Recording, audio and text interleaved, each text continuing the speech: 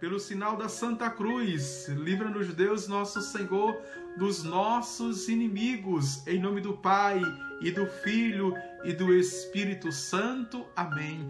O Deus Todo-Poderoso, que é só consolo, conforto, bondade, que quer nos dar a paz e quer salvar toda a humanidade, esteja sempre convosco.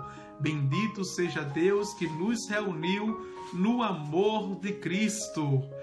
Vera Calado também, não é? Maria Beatriz, boa tarde, seja bem-vindo.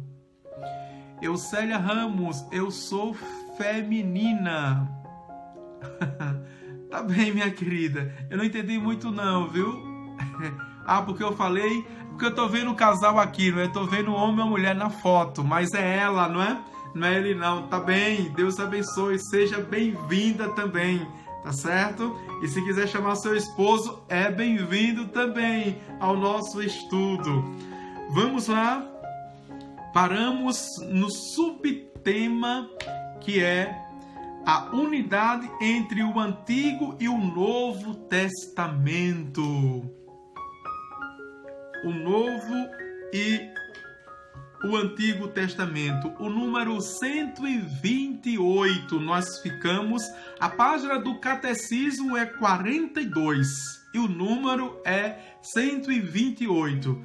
Vamos lá, vamos malhar, estudar, não é? Queimar as pestanas um pouquinho durante 1 hora, não é? Esquentar o cérebro.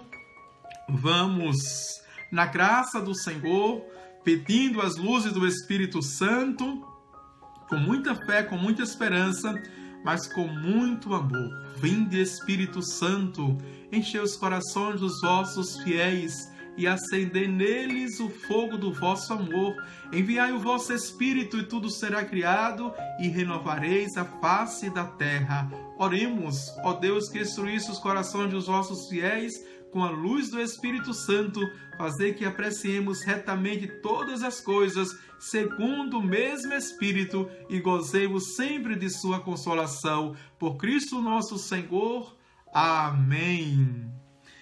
E o primeiro número, que é o 128, diz assim: a Igreja, já nos tempos apostólicos e depois constantemente em sua tradição, iluminou a unidade do plano divino nos dois testamentos, graças à tipologia.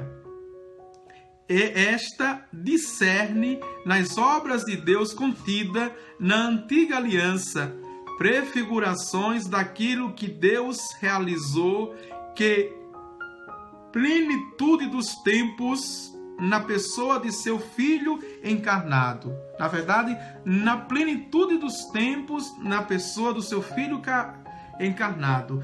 Tipologia é o estudo dos tipos, é o estudo das figuras, tá certo? É o estudo das prefigurações que anteriormente vimos no início do nosso estudo. E graças a esta tipologia, ou esse estudo, que é um estudo científico, veja, das Sagradas Escrituras, na verdade, é mais um instrumento que os exegetas, como vimos, né, e os teólogos bíblicos, eles usam essa ferramenta para examinar as Sagradas Escrituras. Mas, atenção, dentro do tempo apostólico e dentro da tradição, ok?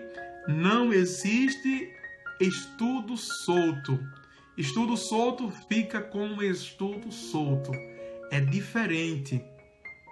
Um perito, um cientista, vejam, cristão católico, que tem fé, que tem esperança e o amor, as virtudes teologais, em unidade e comunhão com o magistério, a sagrada tradição, dentro da Sagrada Escritura, como estamos vendo, não é? Examinar as Sagradas Escrituras. Eles vão fazer isto, todos esses peritos e especialistas, não é? Seguindo uma linha de fidelidade. E dentro desta linha, não é, eles vão constatar. E a igreja, no seu todo, veja, põe como palavra de Deus e passa a ser dogma. Ok?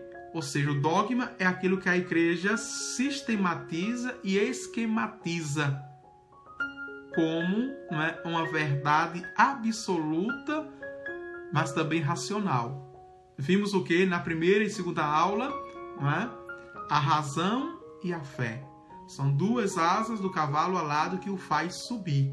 Essa imagem, e essa imagem também é uma metáfora e já é um tipo, é um estudo da tipologia. Veja, então a unidade entre o Antigo e o Novo Testamento. Por isso que eles estão mudando essa linguagem que o catecismo tem no catecismo, não é ultrapassada. Mas os novos peritos, ou seja, biblistas, eles estão usando uma nova linguagem justamente para dar continuidade no estudo, na pesquisa do Antigo Testamento e do Novo Testamento. Eles estão chamando de Primeiro Testamento e Segundo Testamento. Para dizer, para não confundir a nossa mente, veja, para dizer que tem continuidade. A toda a revelação pedagógica, outra aula que nós vimos, a pedagogia da revelação de Deus. Pedagogicamente, como Deus se revela na história da humanidade. Como Deus se revela para os seus crentes. Deu para entender? Não é? Por isso que usa essa tipologia. Vamos para o número 129. Por isso, os cristãos leem o Antigo Testamento à luz de Cristo, morto e ressuscitado. Vejam, nós cristãos católicos lemos todo o Antigo Testamento agora à luz do mistério pascal. Morto e ressuscitado é o mistério pascal. Ok? Paixão, morte e ressurreição de nosso Senhor Jesus Cristo. É a luz. E uma carta paulina, que já é dogma, foi de Paulo. Vocês vão ouvir muitos estudiosos que não têm muito compromisso com a igreja dizer: não, essa carta está em dúvida, não sabe que foi de Paulo ou foi um autor desconhecido. A igreja no concílio de Florença, vejam, a igreja no concílio de Trento reafirmou que a carta é de Paulo e acabou. A carta é de Paulo. Essas curiosidades baratas para dizer que você tem informações da Bíblia, que você é o conhecedor da Bíblia, não, meu irmão, fica para você.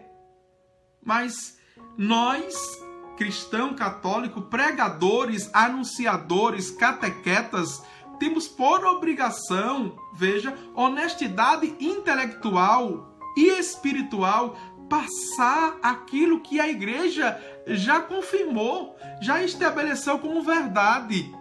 Não colocar dúvida. Se a gente diz, mas a carta do Hebreu não tem um perfil de Paulo, não é? Parece que ele não escreveu com o próprio punho, ou foi uma pessoa que gostava muito de Paulo, foi um discípulo de Paulo que gostava muito dele, aí escreveu e era do contexto histórico, era normal, né, delegar a uma autoridade para ganhar autoridade. Quem quer saber disso, meu irmão? Isso vai acrescentar a fé de quem? Isto vai, né, converter quem? Essas curiosidades baratas. Vejam que às vezes nem nas academias, nem no curso mesmo de teologia precisa dessas coisas. Não, a gente tem que, não é que a gente vai esconder a verdade, que isso não é verdade. A verdade da igreja é o que está no magistério da igreja. É o que a igreja já decidiu como verdade. Veja, e o que está aqui no concílio, olha, tem uns documentos que eu já passei para vocês, esse livro, o Desig, que tem toda a história, todos os documentos, não é? de Bento XVI para trás. Depois vai atualizar, vai colocar todos os documentos do Papa Francisco. Veja, mas tem todos os documentos dos pontifícios, não é? Ou dos pontífices, que são os papas. Todos os documentos. E essa é a verdade. E que está aqui no Catecismo da Igreja Católica. Entendeu? Outra verdade, além disso, só é curiosidade. Me desculpe eu dizer curiosidade barata, porque não nos ajuda em nada. Não é? Uma coisa que eu não quero esquecer, que está sempre me recordando, veja, outra coisa é quem não tem fé for ler a Bíblia. Que não tem nenhum compromisso. Por exemplo, a gente pegar os peritos da NASA que vai examinar a Bíblia. Não é? Eles vão contribuir, né? Por exemplo, a arqueologia vai pegar um texto antigo e vai dizer, de fato, esse texto é do século I depois de Cristo. Esse texto é do ano 28 na era de Cristo, no tempo de Cristo. Sim, eles vão ajudar cientificamente com a honestidade intelectual. Serve para isso, não é? Ele vai tipografar, não é? E datar dentro, veja, de uma geografia e de um período histórico. Sim, para isso sim. Outra coisa é um agnóstico pegar. Então, ele vai examinar um texto com os elementos, veja, científico daquela especialidade. Então ele vai pegar um texto e vai analisá-lo como fosse um texto literal, pela literatura, pela linguagem, a filologia, veja, pela a linguagem da época, se é aramaica o idioma, se foi, não é? Se foi hebraico, grego, latim ou qualquer outra língua vernácula, qualquer outro idioma, ele vai analisar com aquilo e vai analisar, veja, vai analisar com teor filosófico, mas não é palavra de Deus para ele. Ele vai ver os elementos humanos, as personagens. Quantos personagens tem nesse texto? Vai dizer, tem Jesus, tem os fariseus, tem os mestres da lei, tem os seus discípulos, tem o povo. Veja, vai fazer uma exegese, né? Seca, vai dissecar o texto, não é? Com a fala, quem perguntou? Foram os fariseus que perguntaram, Jesus respondeu, mas Jesus perguntou aos fariseus só isso. Tá bem? Eles vão pegar os costumes culturais.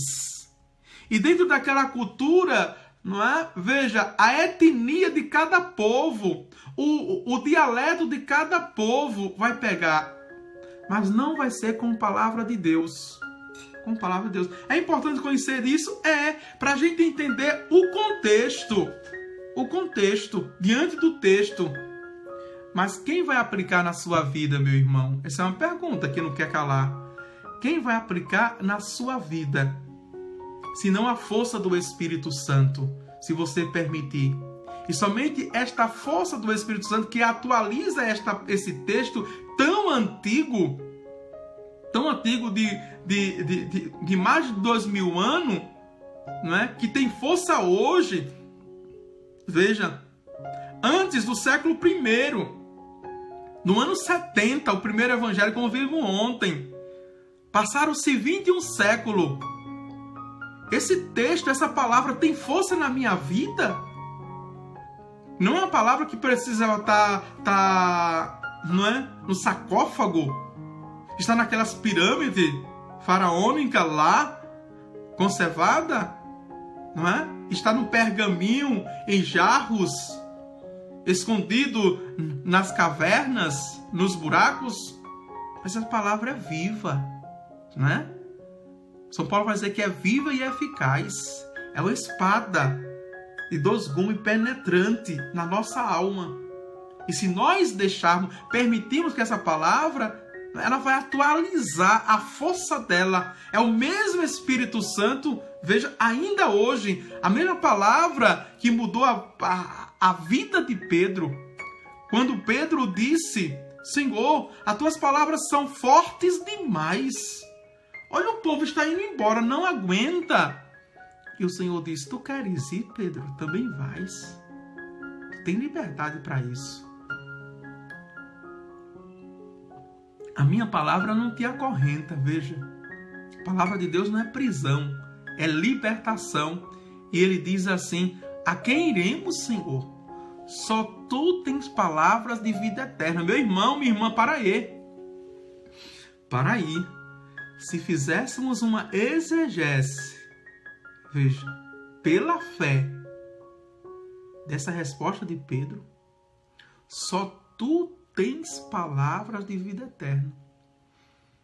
Veja, Pedro já diz quem é Jesus. Não é apenas homem. Só pode ter palavra de vida eterna quem é eterno. E aqui apliquemos a nós. Veja, não é? Uma exegese bem rasa, bem ralinha, bem ralinha. Bem ralinha, que a gente diz: ninguém, veja, dá o que não tem. Só podemos dar o que tem, ou que temos. Certo? Sim ou não? Sim, né? Se da boca de Jesus, enquanto homem, Pedro, pela fé, diz: só tu tens palavras de vida eterna, Pedro não estava falando em uma palavra que acalenta os ânimos. Numa palavra que massageia, veja, a emoção, o sentimento. Porque aqui não é uma autoajuda. Uma palavra que nos motiva. Nos tempos atuais, nos 5 anos para cá, apareceu a figura do coach. Não é a palavra que serve para nos motivar, entusiasmar dos nossos projetos, dos nossos ideais, dos nossos, veja, sonhos. Não um passado que nos lança para, uma palavra que nos lança para o futuro, para não nos desistirmos, para ir adiante, que somos um guerreiro, que somos um lutador. Veja, ninguém desista dos seus sonhos, você é o maior vencedor. Aqui não é a palavra, com todo o apreço, com toda a contribuição dele, de Augusto Cury. Não é. Não é. Veja. Aqui é a palavra de vida eterna. Pedro disse. É a palavra que nos lança para a vida eterna. É a palavra que nos faz ver, mesmo nesse tempo perene, veja, mesmo nesse tempo de dor, de sofrimento, de frustrações, decepções, de traumas, de bloqueio, de transtorno, nesse tempo que muita coisa não faz sentido. Esse tempo que a gente perde o sentido existencial e que a gente fica o tempo todo na periferia da nossa existência. Jesus tem palavra de vida eterna. Palavra de vida eterna. Vejam. Por isso que somente o crente, ou seja, crente aqui, não estou falando de protestante não, viu? Nem de evangélico, pejorativamente, que ele... Crente é todo aquele que crê. Evangélico é todo aquele que vive. Veja, vimos ontem o quê? O centro da Bíblia, os evangelhos. Que 2 santas falaram disso. 2 santas. Santa Cesária, que vimos a síntese, e Santa Teresinha do Menino Jesus, que dizia que meditava com os evangelhos. E entrava em êxtases místicos. Que maravilha, êxtases. Contemplando os céus no Espírito, a graça dada da beatificação. Veja, uma visão beatífica dos céus, pela contemplação, a meditação do Evangelho. Parece que está muito longe de você, não é? Muito longe. Tem na igreja. Tem na Santa Igreja Católica. E qual é a igreja que tem isso? Qual é essa igreja que tem? Veja o mistério que é a nossa igreja. O mistério. E o quanto nós precisamos caminhar pela fé para descobrir todo esse tesouro escondido no campo que é da nossa igreja. Ah, você pensa que sabe de muita coisa? Eu, Padre Divânio, vou me meter a besta de vanglória, ou seja, glória vãs, dizer que eu já conheço tudo, que eu já experimentei de tudo. Veja, tem pessoas por aí, pelo amor de Deus, que desmaia para a ciência, que é repouso no Espírito Santo, e quando volta, acha que já fez a experiência, veja, da eternidade do céu. Pelo amor de Deus! Uma pessoa assim, soberba, veja, foi a pontinha do iceberg. Você sabe o que é um iceberg, né? Não é? Foi essa pontinha do iceberg que fez naufragar o Titanic, que diz que nem Deus, não é, afundaria o Titanic, o maior dos, não é, navios. Vejam. Mas embaixo tem uma montanha de geleira para ser descoberta. É a pontinha ainda, meu filho. Deus lhe deu a graça de sentir o gostinho, né? Veja, quando a gente quer fazer uma criança comer o pratão de papa, a gente dá um pouquinho à criança na colherzinha para ela experimentar, para poder comer o prato maior, não é? Me desculpe dizer, essa linguagem tão pejorativa, Deus faz isso com a gente. Deus nos dá um pouquinho para experimentarmos, para poder comer.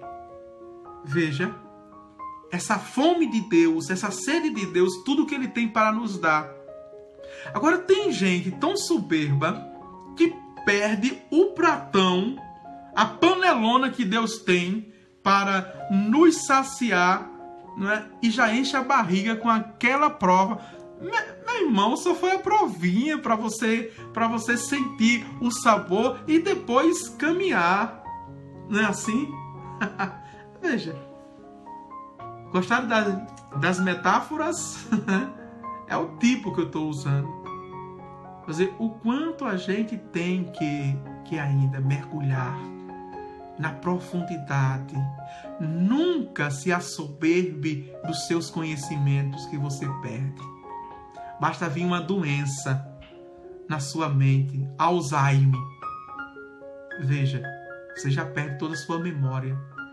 Pode dar uma amnésia, você já perde toda a sua memória. Uma pancadinha na cabeça, não é? Que cause um coágulo ou um trauma. Você já perde a sua memória. Para que tanta soberba? Para que tanta soberba? Não é? Basta você abrir o seu coração para as mágoas e rancor que sufoca e atrofia o seu coração. Que você acha que já ama demais e não pode amar ainda mais. São as graças de Deus, o mistério de Deus na nossa vida. Vamos lá? Então, a luz do Cristo, a morte e o ressuscitado. Esta leitura tipológica manifesta o conteúdo inesgotável do Antigo Testamento. Olha o que eu estava falando. Nem li, viu? Nem li. E eu quero contar uma coisa que é um absurdo para os olhos dos responsáveis. Vejam, eu já estudei o catecismo, já li há muito tempo, não é? E sempre eu estou estudando o catecismo. Vocês sabem que eu fiz teologia, tudinho. Mas esses dias que eu estou lendo com vocês, eu estou lendo de fato com vocês. Não dá para, minutos antes, ler. Não, eu estou lendo de fato, de novo, com vocês. Estou fazendo essa reflexão. Essa reflexão é nova diante do texto, viu? Não é o que eu preparei antes. O conhecimento eu já tenho, o conteúdo eu já tenho. As pessoas pensam que eu sentei e preparei a aula. Não. Pelas atividades que eu tenho de ser pároco, de ser exorcista, de fazer as lives, quase não dá tempo de me preparar. Eu leio, Nos tempos vagos, 20 minutos, 30 minutos, vou lendo. Mas para sentar e preparar como deveria a aula, eu não estou tendo tempo. Não é? E essas descobertas que eu faço, não apenas para vocês, mas para mim também. E acredito que é graça e misericórdia de Deus, porque o Espírito vem em meu auxílio. E quantas descobertas, quantas coisas novas do catecismo, não é da Sagrada Escritura não, viu? Quantas coisas novas. Louvado seja Deus. Bendito seja Deus. Porque eu tenho que ser o primeiro ouvinte de mim mesmo. Se eu creio que é o Espírito Santo que está falando em mim. Veja. E tenho que ser o primeiro crente, o primeiro a acreditar e me convencer que o que eu estou anunciando é verdade absoluta. E deixar que essa verdade me molde a minha vida. Aquilo que precisa ser mudado, ser consertado. Tá bem? Veja o que diz, é um conteúdo inesgotável. O Antigo Testamento, não o Novo Testamento não. Vimos ontem, na aula de ontem, que Marcião, não é? Acreditava nas coisas visíveis e coisas invisíveis. São duas coisas separadas. E ele julgava que uma é boa, a outra é ruim. E isso é heresia. É heresia, como vimos. Vamos avante? Veja, ela não deve levar a esquecer que este conserva seu valor próprio de revelação que o próprio nosso Senhor reafirmou.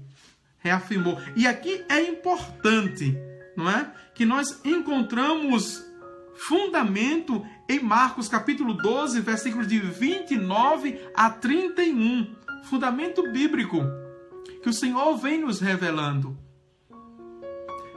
Vamos dar continuidade. De resto, também o Novo Testamento exige ser lido à luz do Antigo.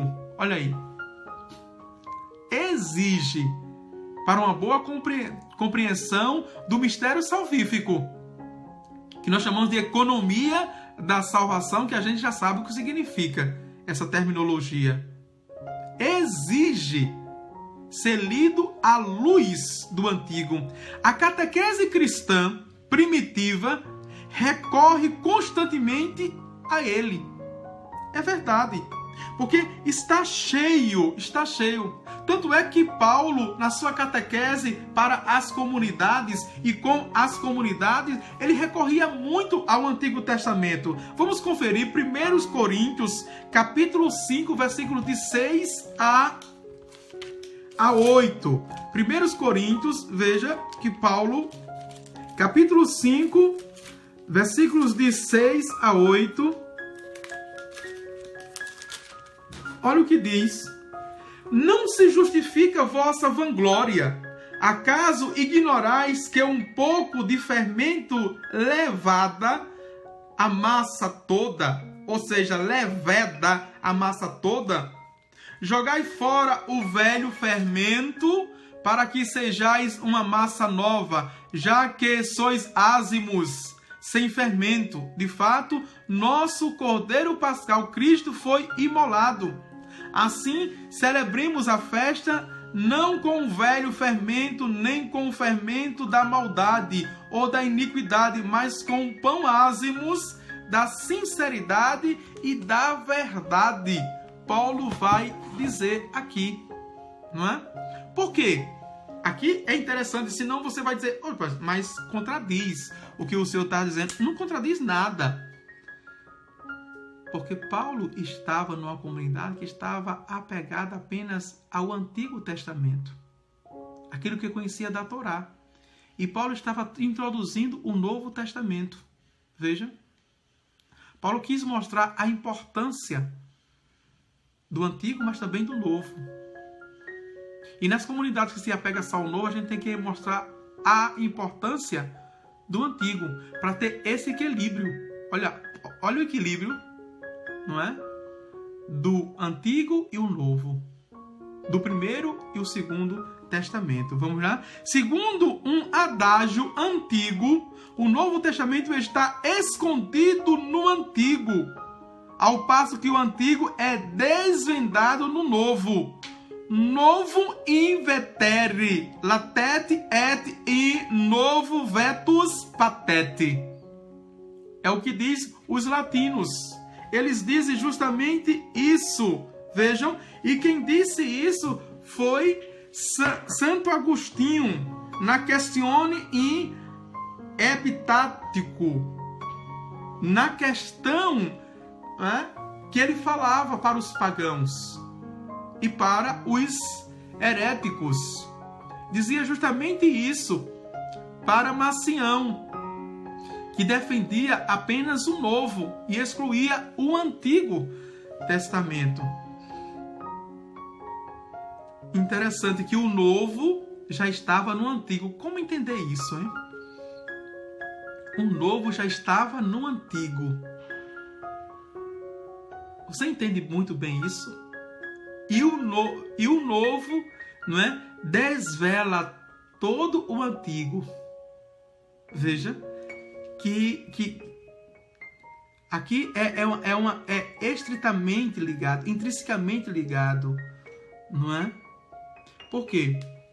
Qual é a única palavra do Pai? Jesus Cristo. Então, se o Antigo Testamento foi o evento para anunciar Jesus Cristo, então Jesus já estava, mesmo sem ser dito e sem ser crido lá no Antigo, só conhecia o Pai, veja, na força do Espírito apenas, mas o Pai estava revelando o Filho. O Filho estava, não é, escondido no Novo Testamento. Eles se levantaram para anunciar. Por isso que Jesus vai dizer, não é? Veja, que aqueles que anunciaram não conheceram.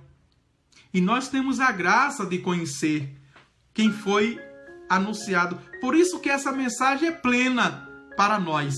A plenitude para nós. E sobretudo hoje para nós, porque também não somos da época de Jesus. Como Jesus vai dizer, bem-aventurados os que não viram e creram. A mensagem para nós. A profecia é nossa, portanto. E vamos lá?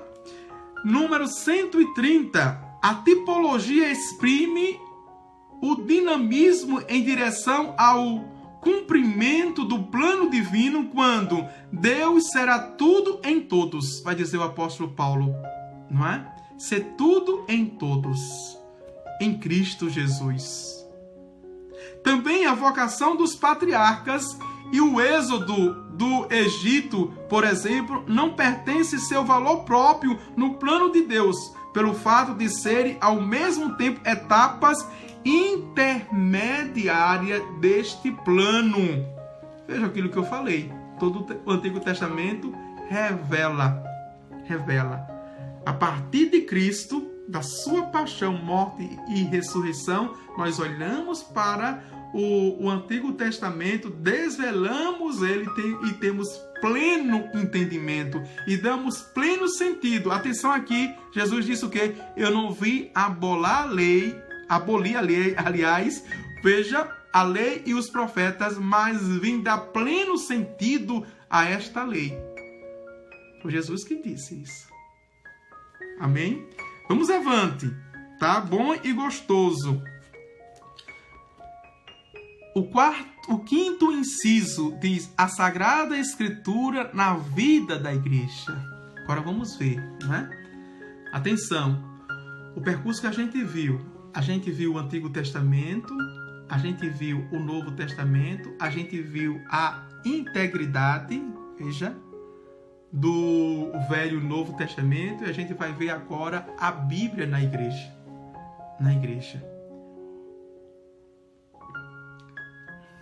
Veja, e não a igreja na Bíblia, mas a Bíblia na igreja. Tá certo? Vamos avante. É o número 131.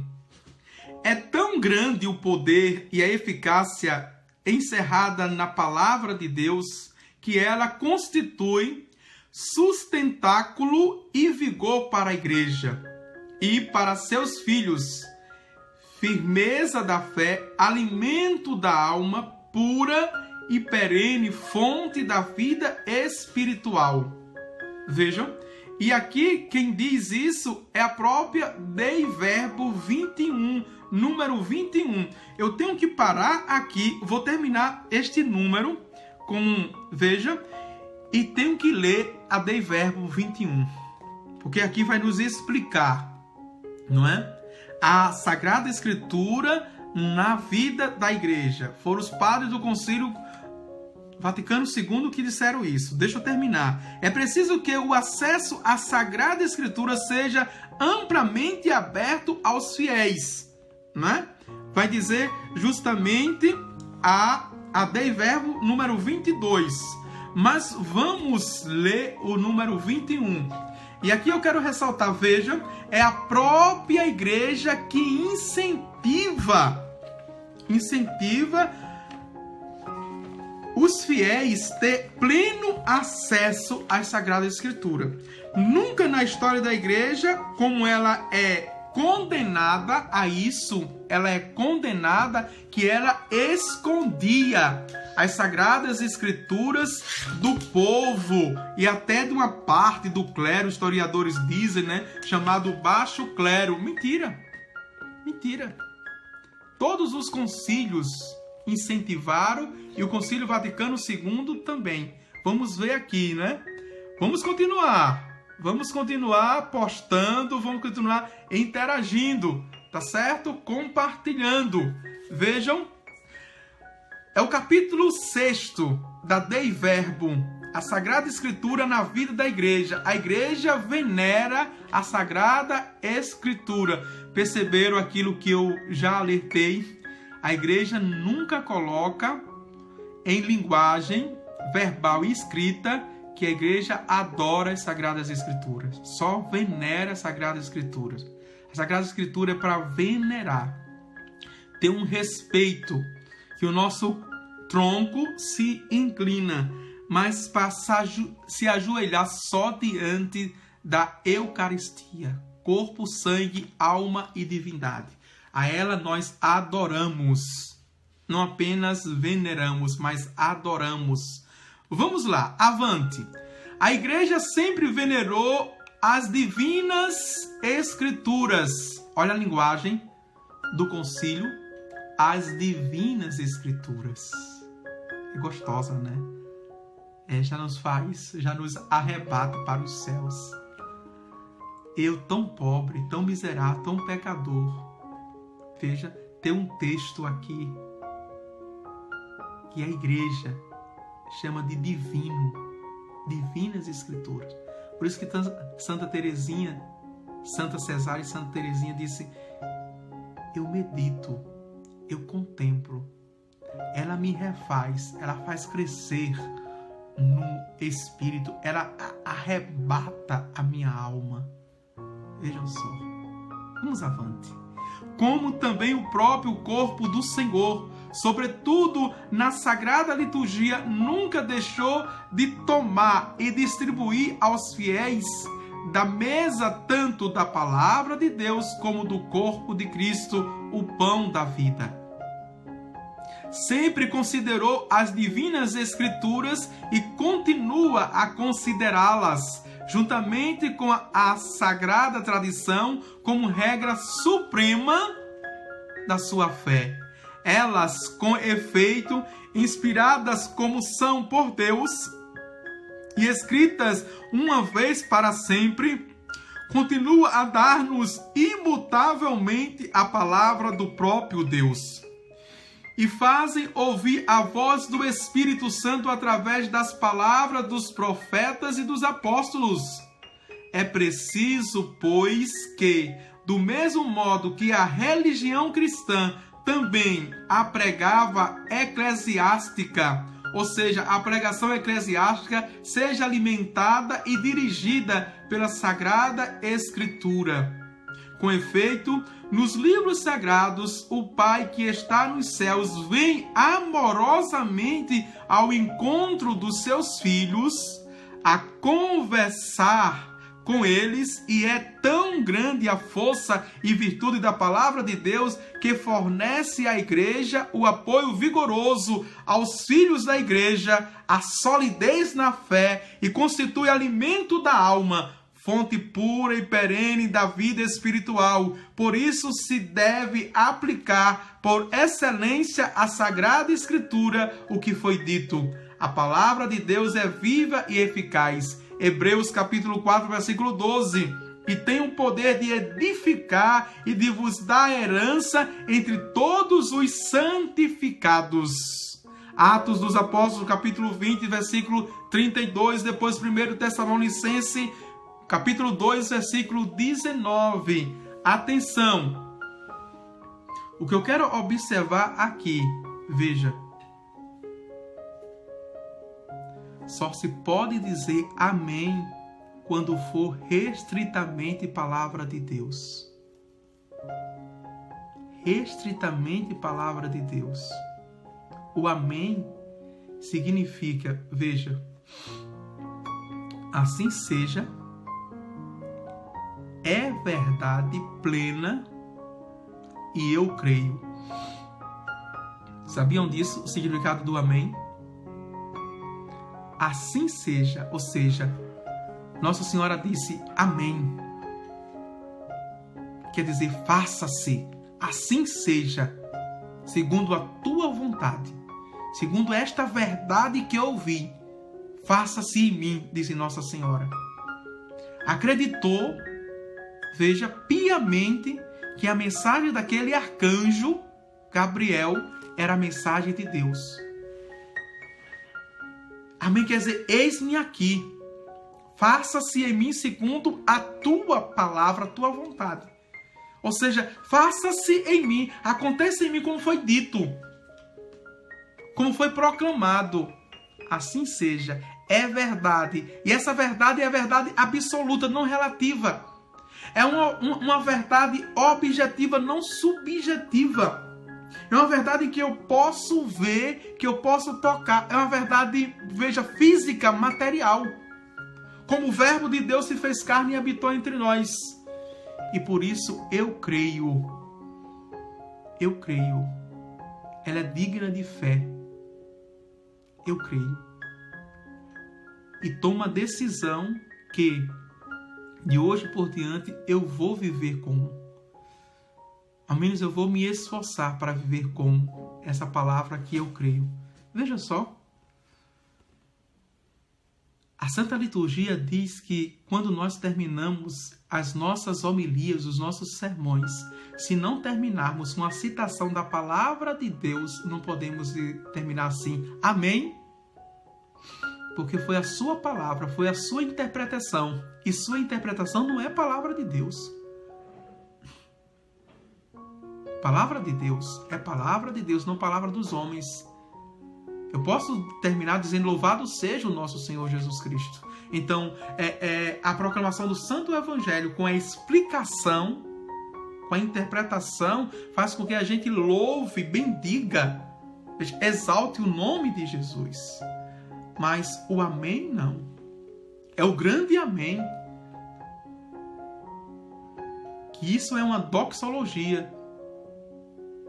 Por Cristo, com Cristo, em Cristo, a vós, Deus Pai Todo-Poderoso, na unidade do Espírito Santo, toda honra e toda glória, agora e para sempre. O que a Assembleia diz? Amém, amém, amém, amém, amém. Vejam, todo cheio de entusiasmo. E Santo Agostinho diz que esse amém deveria abalar as nossas estruturas, abalar as estruturas físicas do templo. Um amém cheio de fé, cheio de esperança. No final de toda esse amém, termina toda a oração eucarística, que é uma conversa com Deus e com o Pai. por seu Filho Jesus Cristo, na unidade do Espírito Santo. Este é o amém mais bendito, este é o amém mais digno, e não apenas uma pessoa, é o corpo místico de Cristo que reconhece que toda a história da salvação foi feita por Ele, nele, para Ele. É o mistério pascal e o mistério salvífico. Tudo se resume ali, naquele amém. Aquele amém. Que maravilha, né? Por isso que desconfie, viu?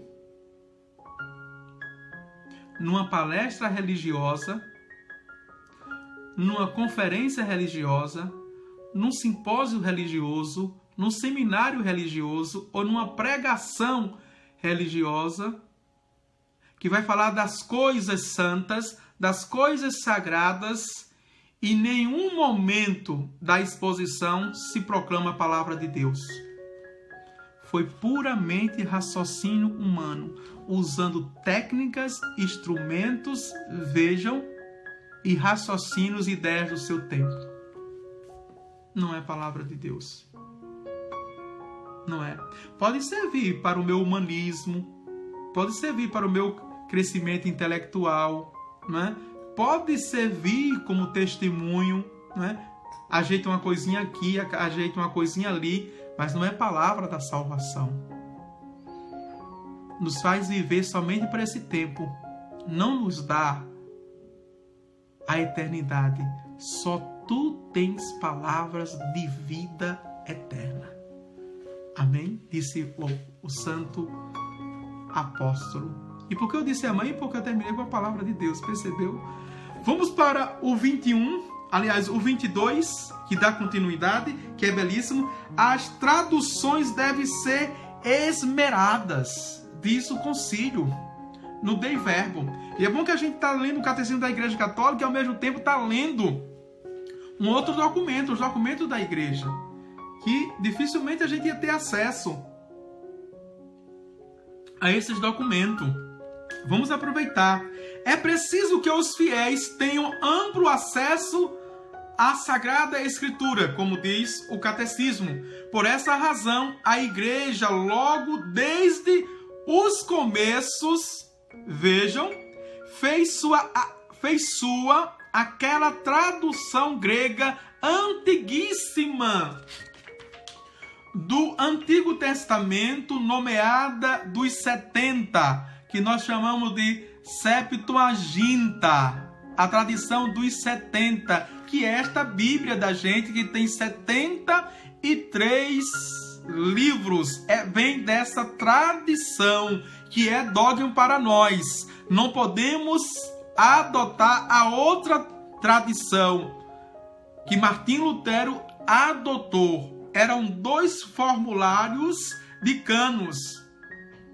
Ele adotou uma mais grega, veja. Aliás, hebraica.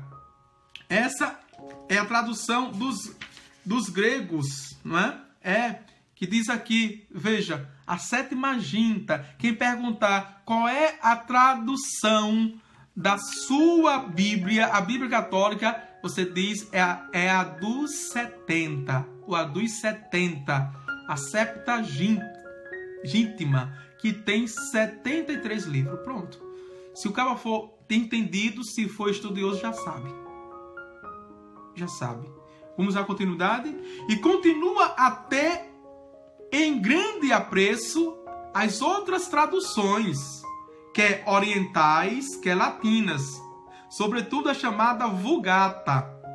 Mas visto que a palavra de Deus deve estar sempre ao dispor de todos e em todos os tempos, a Igreja procura com solicitude maternal que se façam traduções esmeradas e fiéis nas várias línguas, sobretudo a partir dos textos originais dos livros sagrados. E aqui coloca, veja, aqui coloca a questão das línguas vernáculas e das línguas mais populares. Alguém um dia me perguntou, mas padre, por que existem tantas traduções da Bíblia? olha a permissão aqui, para facilitar o acesso dentro da solicitude maternal da igreja. Contudo, que estas traduções ou edições sejam fiéis àquilo que a igreja, primeiramente apresentou dentro dessa, nomeada dos 70. Vamos avante? Se por motivos de conveniência e com a aprovação da autoridade da igreja, essas traduções se vierem a fazer em colaboração com os irmãos separados, poderão ser usadas por todos os cristãos. Ô padre, existe isso aqui, os irmãos separados, uma tradução ecumênica? Existe. Eu já apresentei aquela Bíblia que tem, mesmo esse volume de capa azul, a chamada TEB, tradução ecumênica da Bíblia, TEB, tradução ecumênica da Bíblia. Vejam, foi feito também com os judeus, e foi feito com os protestantes. Mas, veja, em consonância com o magistério, a tradição e dentro da sétima Agita. Tá certo? Que a igreja permite. Pronto. São o dever apostólico dos estudiosos. Depois a gente vê isso aqui, o número 23 da Dei Verbum. Vamos avante, aonde paramos?